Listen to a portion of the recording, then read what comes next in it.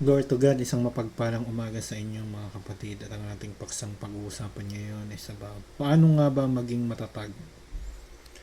Sa pananampalataya, maraming mga paraan, no? Paano natin maipapakita yung ating pagmamahal sa Panginoon. Basahin natin sa Luke chapter 6 verse 46. Sabi dito, bakit tinatawag ninyo akong Panginoon, Panginoon, ngunit hindi nyo ginagawa ang sinasabi ko?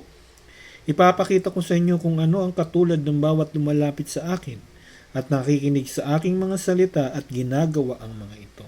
Siya'y tulad sa isang taong nagtayo ng bahay na humukay ng malalim at nilagay ang pundasyon sa ibabaw ng bato.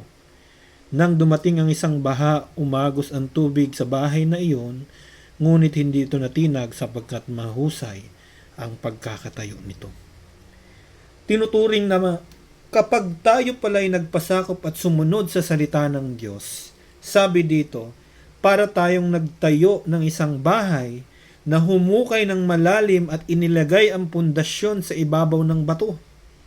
Nang dumating ang isang baha, humampas ang tubig sa bahay na iyon, ngunit hindi ito natinag sapagkat mahusay ang pagkakatayo nito.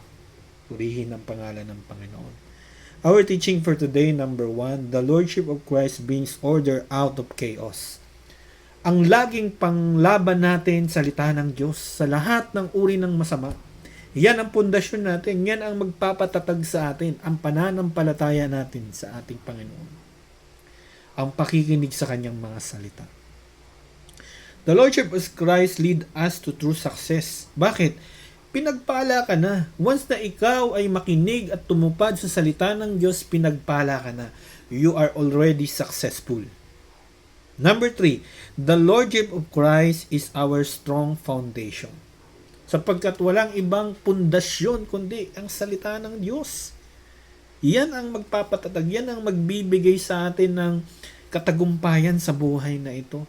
Maraming hadlang, maraming balakid, pero ang salita ng Diyos, sabi nga, ang langit at ang lupa ay lilipas, ngunit ang salita ng Diyos ay hindi lilipas.